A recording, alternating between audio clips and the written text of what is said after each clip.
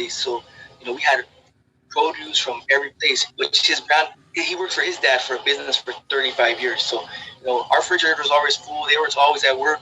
So my house became like the house to be, the hangout, bro. And that's what happened, bro. And just through the course of that, I started changing my clothing. I no longer wore, a TNC surf design and Vision streetwear and OP. The next thing I started buying khakis from Kmart and Dickies and Frisco Benz. And I used to have to hide those clothes, bro. At one point I had the front of my hair was blonde, bro. Like how you streak the front of it. I was a skater, bro. I was a skater. I shaved my head, and through that, things just continued to progress. Smoking weed, drinking. You know what I mean? Now staying out all night, hanging out with them. And through the course of around that time, my sister ended up dying in a car accident, bro. She was 22 and I was 14, and as a result of that, my parents were just so emotionally damaged at losing their 22-year-old daughter in a car accident. It was almost like that was the fabric of the family. It just slowly shredded, and because of that, and everybody went their own way to mourn. I went to the streets, bro. I hung out with Puppet and my homeboy Drifter, and I stood at their houses, and I met another homeboy and I think of it now like we were so young. Like I don't understand how that could have occurred, but that's in truth. That's how it occurred, bro. And the progression just slowly occurred, continue, hanging out with these guys, hanging out in the streets. And then through the course of that, I got into some trouble. Stole the car. I went to juvenile hall. Then from juvenile hall, I got out like a week later. My parents were there immediately. And then probably not even a month later, we climbed up onto this roof of all these buildings. And at the end of the line of buildings was a bank. So we're just up there playing around, being kids. And when we were up there on that roof, there was like nails that went all the way around the roof of the bank.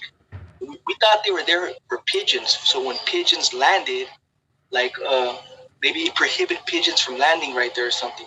So we were like bending the nails and playing with them. Like they weren't real nails. They looked like nails. They were thin like aluminum. And what we didn't realize is they were silent alarms. So the next thing you know, the whole place of where all the whole block of the roofing, all the roofs are in order, like together, is surrounded by police and SWAT team. They thought people were attempting to break into the bank, bro, and arrested us again. And me and two little friends, we went to juvenile hall, and this time they kept us in there for like 3 weeks, and got out again, and then and just the progression, bro, the progression of criminality. It continues to progress. You get away with staying out one night. Your parents don't really, they make a big old deal, and you stay out 2 nights, and it's through the course of continuation of errors and mishaps and those type of error decisions. It kind of numbs your parents, bro. Where next thing you know, you don't come home for 2 or 3 days. I'm not talking. The progression didn't occur within a week or a month. I'm talking 6 months, a year, 2 years. Like before you know it, bro. I was full-fledged gangbanger, bro. Full-fledged gang member, hardcore, and thought I was the shit. I didn't respect anybody, and I just thought, this is what it was really about. In those years, this is the early 90s, bro, 91, 92, gangs were very, very popular. That's another thing that people today don't comprehend, how when they look at gangs now are looked upon like scum, low lives, the dirt, man, But in the 90s, like, you had all gangster rap, bro. We're coming out of Eazy-E, NWA, Ice Cube, MTV promoting the hell out of it, American Me, Colors, Boulevard Nights was an older movie, Duke, bro. Like, there was movies that promoted that lifestyle. Every channel or every music you turn on the radio promoted that lifestyle of criminality, of being a thug, of being hardcore, of being a gang member. So it was different. Kids nowadays, they don't look up to gangs because gangs are not popular nowadays. It's not a fad. But in the early 90s, late 80s, mid 90s, even all the way to maybe the early 2000s, like, gangs were very, very, very popular. You couldn't go to a swap meet and not see gang paraphernalia or attire being sold there. You couldn't go to Exactly, bro. a liquor store and not see hats being sold with your neighborhood on it, or your area, or your county, or belt buckles with initials on it. And just it was the lifestyle of that time. You know what I mean? I got 36 years, 4 months to life. That's what I'm. I caught this case 2 months into my 17th birthday in 1995, and you do the math. I'm working on my 27th year. I'm 2 months into my 26th year right now. I'm a Yeah, man. juvenile offender. I fell under the um, the the fit and proper stuff. It was called a fit and proper hearing, where they bound you over to adult court, tried me from a juvenile, and sent me from juvenile hall, and from juvenile hall bound me over into adult court, and from there, bro. From there, I went to trial. They offered me a deal, man. 15 years, and I declined it. I just think that in my mind, there's no evidence. I remember my mother; she's no longer with us, but at the time, I mean, she said, "You're not taking no 15 years. You didn't do this." You know what I mean? And the truth is, I did do it, bro. I did do it. As a 43-year-old man now, you know, I think of that 17-year-old kid, and it's so far in the past. It's almost like currently I'm doing time for somebody else. I can't even remote identify with that individual, the person I am today versus the person that I was then. I mean, I'm pretty sure we all, in retrospect, think back on life as youthful young kids and the error decisions we made, and we can't identify with that kid. None of us can, and it's very similar to me. Like I feel like I'm doing time now for somebody that I can't even identify with no more. Exactly, But bro. I feel you. because of the youth laws and the times of Pete Wilson and Gary Davis, the hardcore stance on locking up kids. There's a sad thing, bro. There's dudes in here that have been here since 14 years old. I got a really good friend he's been down over 20 years. For a crime he did when he was 15. Like that hardcore stance on no second chances. Nobody. Tough on crime. Like it's really affected people, bro. Like I mean, I know I did this, but I know at a certain point in my sentence, I became very remorseful, bro. I became very remorseful and very regrettable of the decisions I made. And it didn't happen overnight. I'll be honest. Oh, yeah. I was honestly very proud. I was honestly very proud of what I did for a long time, man. And I would probably say probably for 15 years, I was probably very proud of what I did. And Yeah. then just through course of time, man, it took time to finally realize like there's real consequences to my choices, man. It affected my mother, my father, but it also affected his family, man. They lost a brother, they lost a son. I mean, they lost a dad that they never knew, because I know he has kids, which is really crazy because uh, the victim was a blood. What I mean? And at those years, it was very racial. We didn't get along with Bloods or Crips, or anybody that was black for that matter. We was on that racial shit. It's almost raza. Putting it out. We're, we're together, man. All Mexicans, straight up. Fuck Africanos. It was that type of ideology, that type of thinking. But now, bro, I mean, obviously it's different. Bro. Now it's different because I'm not a youthful child anymore. I'm not a young man that was misled and misguided by movies, by gangster rap, by friends. We pumped each other up, bro, by music, through homeboys, through parties, through grills. Like we pumped ourselves up, bro. We were pump up cases, and we all try to do more than the next one. That meant we were harder or more tougher or more committed to the game. But in truth, Exactly. bro, like we were all scared kids, bro. None of Oh, us yeah. knew what the hell we were doing. You know what I mean? Yeah. Through course of time, bro. Through course, just as much as I was committed to the local street gang, I came into from juvenile hall, and my career started from jump, bro. I was hitting dope in juvenile hall, and I would go on the county jail and the bus in juvenile hall, because in juvenile hall we had contact visits. And I had an older homeboy at the time, and he's the one that put it all together. And we would set court dates up at the same time, and I would be passing the clavo to them older homies right there, or them also in the cages with us at the same exact time, bro. Straight passing clavos to the big homies, and they weren't big homies, bro. They were associated with the big homies. And passing Clavo right there in the bus, in the county jail bus, bro, to them, because I was a juvenile offender, so they put me in the cages, and that's where everyone else was in the cages that were of merit, high power, big homies, stuff of that nature, you know. So would set the court dates up, pass the Clavo right through, and they were loving me, bro. So when I finally turned 18 on my 18th birthday, they transferred me to the county jail. I go with a clavo of Yesca, an ounce of, no, quarter of skunk weed. And from jump, bro, like, I mean, you know, you come in with the sack, bro, you're a celebrity, homie. And you know, even though it's a sack of weed, bro, like, you know what I mean? People love to smoke, get high, do drugs. That's one thing about these facilities and jails. It's full of addicts, you know what I mean? It's full of addicts. So, I mean, from jump, bro, like, I mean, even though I was, and on top of that, in the Hispanic community, in gangs at that time, the fact that my crime was not a racial crime, but that I didn't kill my own or harm my own people, like, it was praised, bro. And that's just really, in truth, how it is, bro. It was praised. It was looked upon highly. Like, hey, homeboys out there beefing with these other gangs, you know what I mean? These Bloods and these Crips, and not killing our own people type of thing, you know? So from jump, bro, I came in from 17 to 18 years old. My 18th birthday, went to the county jail. And the fact that I was already convicted of murder before I even went to the county jail, before I was 18, it put me in a position to where, hey, there's everyone else is fighting cases.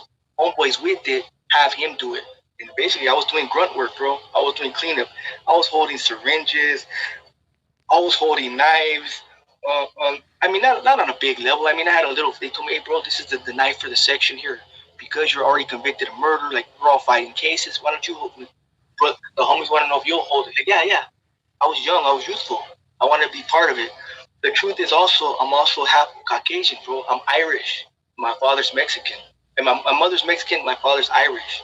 So that also had to do with my thinking and thought process. Like, I had to do more. I mean, I had to be more committed because I was not fully Mexican, you know? I was half-breed. And it was never really put out there like that, but it was always in my self-conscious. I had to do more. And maybe that's where my errors were, bro. My errors were from the very beginning, never get involved in this stuff. But the continuation of, you know, almost like, you know, you're almost like ditching school. You get away one day, and you do it again, do it again.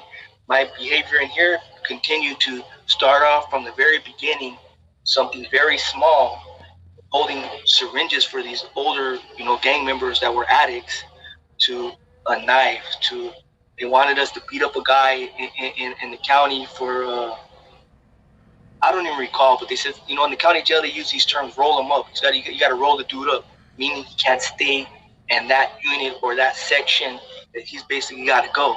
So you got to beat him up until the cops either stop it and separate you guys and move him into another dorm or another unit, or you guys, or whatever the case, but he can't stay there for whatever the infraction was within the gang or the group in the jails. Because the truth is this, you know, for your viewers or listeners who don't know, the gangs run, I don't care what part of the state you're in California, or any other state for that matter, gangs run the jails. You know what I mean? Gangs run all the jails, they run all the facilities, and there's rules and regulations within those microcosm of communities. You know what I mean? Absolutely. So whatever the infraction, whatever his infraction was, it was probably something very minor. I can't remember. Maybe turning the TV when he wasn't posted, bro. Because, you know, in the county jail, the blacks have a day with the TV, the Mexicans have a day with the TV, the whites have a day with their TV. And on their specific days, that the TVs that are shared, then only those individuals are allowed to touch them TVs.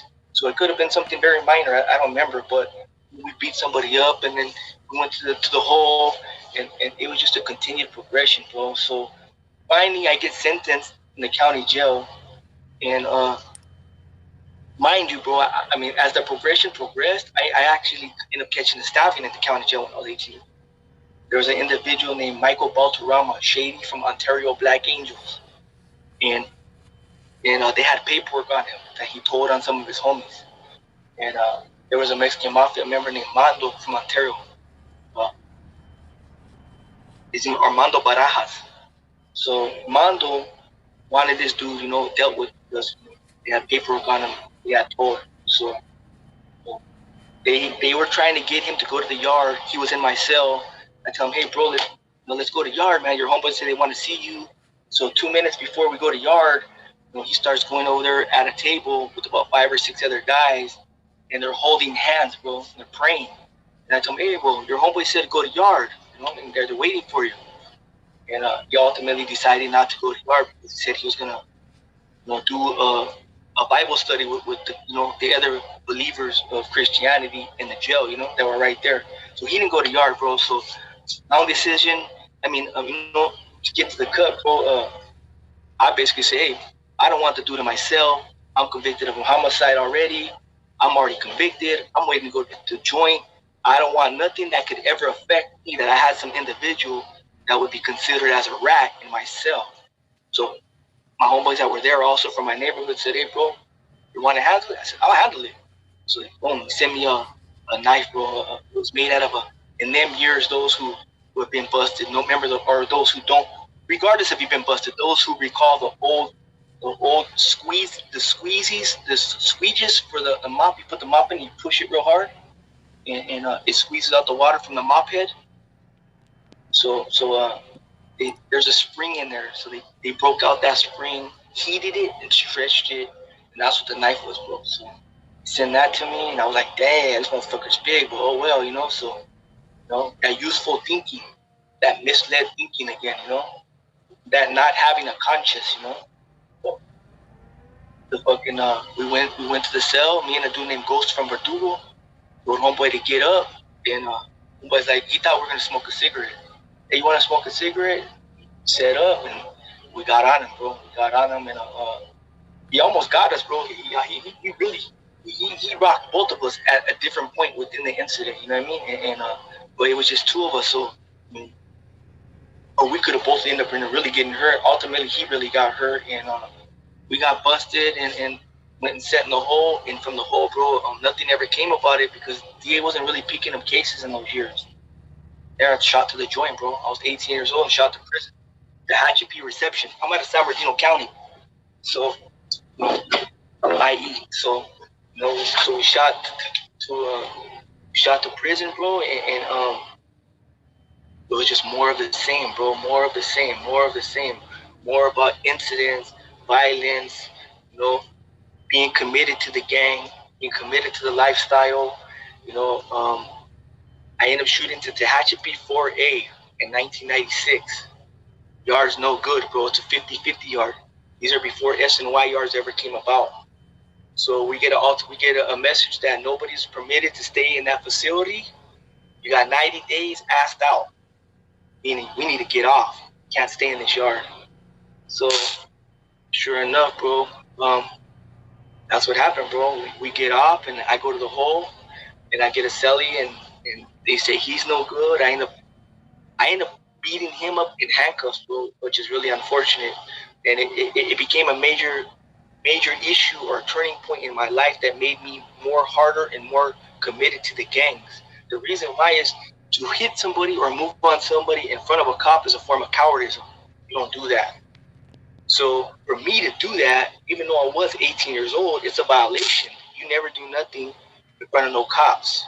You never do that. That's a cowardice move. Beat somebody up in handcuffs, to not let them have a fighting chance type thing. So, and because, I'm tall, I've always looked a little bit older, even though I was 18, some of the older guys were questioning me, and why would I do that? That's a PC move, it's called, So, what happened, bro, is I had to explain myself, bro. And I caught a shoe turn, and they forgave me because I was 18 and I didn't know better, and I had just left juvenile hall, and that my heart was there, committed to the gang or the lifestyle, but I didn't have the brains to help navigate those waters. So that's why I was forgiven. So I ended up going to Pelican Bay behind that shit. 18 years old, bro, from Tehachapi, AdSig, 4A, 1996, I shoot to Pelican Bay. And when I get to Pelican Bay, bro, I go to D facility. So I shoot right there, bro, and I they gave me a 15-month shoot term for beating up the guy in handcuffs. I banged his head in the ground and did all that shit. Like, it was a violent situation. I mean, he didn't have a fighting chance. So, of course, I was the winner. But they gave me 15 months for it, and they mitigated it because it was my first write-up ever in prison. They took away 3 months. As a result of taking away 3 months, I did 12 month shoe term, and I think they suspended the last 3 months, and they kicked me out to the yard, bro. I was there with Chavo, and Chavo told me basically that don't worry about it. You're a young, useful man, but the individuals who told me to do that, which is a dude named from Santa Monica, that if I ever seen them, for me to kill them dudes, you know what I mean? Because that was wrong for them to mislead me like that. For me to start my career off from jump already in question. So I was pissed about it. I was pissed about it that they misled me, bro. I was pissed. So I shoot to 4A, and I shoot to 4B in Pelican Bay. I stay there about 2 weeks, and then they find a bed over there on orientation in A yard because orientation was an A facility in Pelican Bay, and I shoot there, and then I'm there like 20 days, bro, and a couple of dudes are questioning an individual at the basketball court because he's passed up. He's declined 2 times already to staff somebody. For those who ain't aware or don't know, like the ideology and the thinking of gangs, bro, is that every one of us have to pay for our bed space.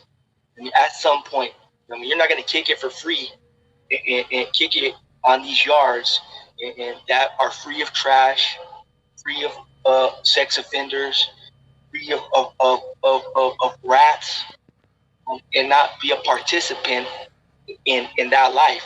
So at some point, all of us have to pay for our bed space, meaning put in work. So because of the situation of me, assaulting that individual in handcuffs, I felt like here's my opportunity that I can clean that situation up, even though it didn't require cleaning up, meaning basically kind of like wash my hands of it, like no one could ever bring it up again because I put in work after that. I walked over there and involved myself in the situation with the individual that they were talking to, which was a guy from Rockwood. He was basically in tears saying that his mother was really sick and ill and that he really couldn't afford to go to the hole right now with his mother in that state. You know what I mean? Like, could they just please work with him? He was in tears, bro. He's pretty much like begging, pleading, because he knew ultimately if he probably didn't do it, being he's already passed up one time he was already called upon to put in work, he declined. And now this is the second time. There probably wouldn't be a third time. We were probably gonna whack in him. Because you're required at some point, everyone's got to take their turn. So in putting in work, can't be always the same people. So what happened, bro, is I involved myself and I told me, hey, what's up, man? Like, what's the issue, man? Like, I'm right here. I'll do it. And they tell me, bro, you just barely came from the back. Like, you've barely been here 20 days. I go, so what? I'm saying this, bro. That's what type of yard this is that I don't want to be right here. Because in my mind, I was committed to the gang. I was committed to it. Like, I had a life sentence. And you know what? This is my life now. So I'm going to do whatever needs to be done. You know what I mean? It'd be to further my life in here now. So, they let me do it, bro. They gave me a box cutter. It was melted into a purple lighter. And the dude was in orientation. And he came out from orientation. And me and a dude named Boxer from Claremont, who's been around and well known. And a dude named Crook from Harpies. Set him up, bro. They told me this is how you're gonna do it. You know what I mean? That it wasn't worth getting killed over because in Pelican Bay, A facility, B facility, there's gunners all over the yard. Cops, the officers have guns. I mean, on the roof. So it's dangerous up there. There's been a lot of people killed up there as a result of no warning shots. They shoot to kill pretty much, or shoot to stop the situation that's occurring. So I walked up to homeboy and grabbed him by his forehead and I slit his whole throat with the box cutter from the back of his ear all the way to the front of his neck. I walked away, bro, and I got away with it. I got away. That was the first incident that involved a weapon that I was involved in prison. I was 19 at the time, 19 years old. And then all of a sudden I went from a nobody on the yard to where all of a sudden I'm getting hugs, bro. I'm getting hugs and, good job and high fives, so to speak. And from there, I go to committee, bro. I go to committee, and I asked to go to New Folsom because I have two homeboys in New Folsom. And they tell me that New Folsom's closed for intake, but I can go to Tehachapi. And I'm like, I just left Tehachapi, and I know what's going on Tehachapi. You got to get off. But me and my ideology and my thinking and my youthful thinking at this time, I thought, there's another opportunity to put in work. So I told him, okay, cool. Definitely, I'll go to Tehachapi. So probably 2 months later, I was only up there for about 3 months. I catch the bus to Tehachapi. And I'm in orientation, bro. Orientation. And there's an individual that I knew named Beaver from our county jail at the time that was paperwork on him that he had told on his crimes. One of his crimes was on death row as a result of his testimony. And I'm in orientation. It took us like 2 weeks to get cleared. And he was coming out the hole. He was waiting to get cleared from the hole to go to the main line. So we get cleared the same day, and we're allowed to walk to dinner that night. And I got these two white dudes that were next to me, and I told them, let me get the. In those years, they used to give you a fish kit, which is basically when you drive up to a facility, they give you a little bag, and it has a little piece of deodorant, usually a little piece of deodorant. Sometimes it don't. Half a bar of soap, a half a bar of soap, a half a bar of soap, a toothbrush, a little thing of toothpaste, like a little tiny thing of toothpaste, and a comb, and a few pieces of writing paper, and a couple of envelopes to write home, and a pencil. That's what the fish kits used to consist of. And so and they gave me a razor, and those users give you razors. So I got my razor, broke it open, got the razor blade out of it, broke it in half, got my neighbor's razors, got their razors, broke them in half, and I found like a little piece of wire in the cell, so I put this little wire through it and tied them together through the little holes of the razor, and melted it into a toothbrush. That night, walked out to go to the dinner, our very first night at dinner. He was all happy to see me, like, what's up, man? And I sliced his face, his neck, his back. He was screaming, so he kind of charged me like a football player, kind of put his head down, and I just ripped up his whole entire back, bro. Ripped up his whole back. And the crazy thing is this was also a friend of mine from my youth that we used to hang around in this trailer park in these little apartments, and but the gang, that's what it does to you, man. It distorts your thinking and your conscience of, hey, this guy's my friend. You don't do this to your friends, You become more committed to the lifestyle and to the choices of the gang and decisions of the gang and the politics of the gang than, your own conscious choices of, hey, this is my friend. You don't do that. So what? He did that. What does that concern me? Yeah. So anyways, definitely. I got a lot of time, man, to HP. So that incident happens. So obviously I go to the hole, and then and from the hole there, bro, I got a cellie who volunteers me and him to stab somebody else in the yard, because what we were trying to do is we didn't want to go back to Pelican Bay. We want to stay somewhere local. We're from San Bernardino County. Tehachapi is an hour away from our house, 2 hours from our house. Pelican Bay is 16 hours away. So in Crescent City. So our goal was to catch more time, because later on that year, Tehachapi was going to open up the shoe again in Tehachapi. So anybody and everybody that had to go, bro, we were raising our hand to do it. So we end up assaulting this white guy named Vamp, who it was Hitler's birthday, and he was screaming and yelling junk, hell Hitler, this and that. So we as Hispanics, as Raza, as Mexicans, took it as disrespecting the tier. We go to the yard, me and a homeboy from Bowling, jump this dude, sock him up. So I catch 6 more months for that, on top of the 24-month shoe I got for the slicing with Beaver. So now I got 24, I got 30-month shoe term. And then after we beat those dudes up, they put us on walk alone for 30 days. And when they moved us, I got busted with a knife taped inside my legal paperwork, my trial transcripts. So they gave me 15 more months for that. So now I got 45 month shoe in security housing unit, meaning staying basically in the hole.